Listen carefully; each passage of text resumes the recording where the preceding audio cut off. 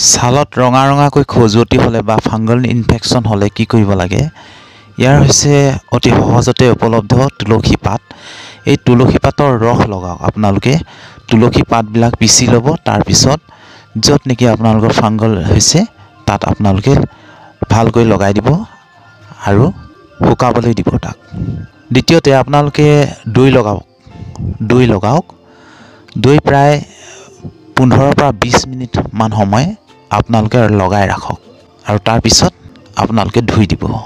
তৃতীয়তে ৰচুন পিচি লৈ তাত অলপ নিমখ দিয়ক কম পৰিমাণে। তাৰপিছত আপোনালোকে য'ত এই খজুৱতি হৈছে তাত ধুনীয়াকৈ প্ৰলেপ দি লগাই ৰাখিব। এনেকৈ আপুনি প্ৰায় 20 মিনিটমান সময় লগাই ৰাখক আৰু ৰাতি শুওঁতেও আপুনি ৰচুন পিচি অলপ তাত নিমখ দি আপোনালোকে লগাব পাৰে। আৰু আপোনালোকে কুহুমীয়া গৰম পানী ব্যৱহাৰ কৰিব। কুহুমীয়া গৰম পানীৰ লগত অলপমান নিমখ দিব। নিমখ মিশ্ৰণ কুহুমীয়া গৰম পানীখিনিয়ে আপোনালোকে লাহে লাহে টুকি টুকি ধুই দিব। কিবা কপাহ বা এখন কোমল কাপোৰৰ ৰুমাল ল'ব। সেই ৰুমালে আপোনালোকে ধুই ল'ব ৰাতিপুৱা। তাৰপিছত আপোনালোকে কি কৰিব পাৰে, মহানিমৰ পাত ছিঙি ল'ব। মহানিমৰ পাতখিনি পিচিব। তাত অলপ হালধি দিব। বিশেষকৈ ঘৰুৱা হালধি হ'লে ভাল হয়। বজাৰৰ পৰা কিনি অনা হালধিবিলাকৰ সেই গুণাগুণ নাথাকে। সেয়েহে ঘৰুৱা হালধি আপোনালোকে ব্যৱহাৰ কৰিব। তাৰপিছত হালধি যদিহে গুড়া হালধি নাথাকে তেতিয়াহ'লে কেঁচা হালধিও আপোনালোকে পিচি ল'ব পাৰে।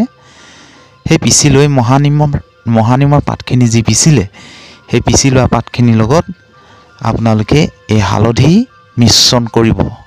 ভালকৈ মিশ্ৰণ কৰি আপোনালোকৰ য'ত ফাংগল ইনফেকশ্যন হৈছে অৰ্থাৎ য'ত খজুৱতি হৈছে তাত লগাই ৰাখিব। এনেকৈ আপুনি দিনত 2 বাৰকৈ ব্যৱহাৰ কৰক। ৰাতিপুৱা কৰিব এবাৰ, তাৰপিছতে গধূলি সময়তো এবাৰ কৰিবলৈ চেষ্টা কৰিব, লগাই থ'বলৈ চেষ্টা কৰিব আৰু ৰাতি শোৱাৰ আগতেও লগাই আপোনালোকে শুই যাব পাৰে। এনে কৰিলে আপোনালোকে প্ৰায় 15 দিনমান ব্যৱহাৰ কৰক। তেতিয়া দেখিব যে আপোনাৰ সেই ইনফেকশ্যন ভাল হ'ব লৈছে। যিসকলৰ এই ইনফেকশ্যন হৈছে সেইসকলে বেছিকৈ জ্বলা পোৰা কৰা খাদ্য খাব নালাগে। আৰু আপোনালোকে কি কৰিব, চাহ খাব নালাগে, বেছিকৈ গুড় ব্যৱহাৰ কৰিব নালাগে। এইবিলাক বস্তুৰ পৰা জ্বলন উৎপন্ন হয়, গৰম উৎপন্ন হয়।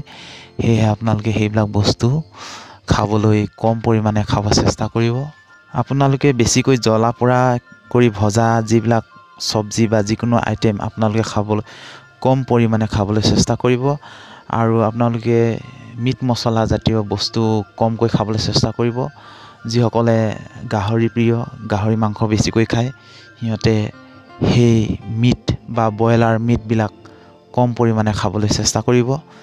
আৰু আপোনালোকে পানী খুব পৰিমাণে খাব লাগে।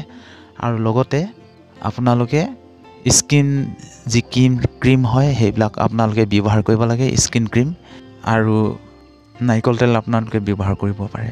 আপোনালোকৰ শৰীৰটো ঠাণ্ডা হৈ থাকে, বেছি গৰম হ'ব দিব নালাগে। আৰু বেছি গৰম হোৱা, শৰীৰটো অতি সোনকালে গৰম হোৱা যিকোনো স্পাইচি বস্তু খাব নালাগে। আদা হওক বা চাহ, কফি এইবিলাক খুব কম পৰিমাণে খাব লাগে। ধন্যবাদ।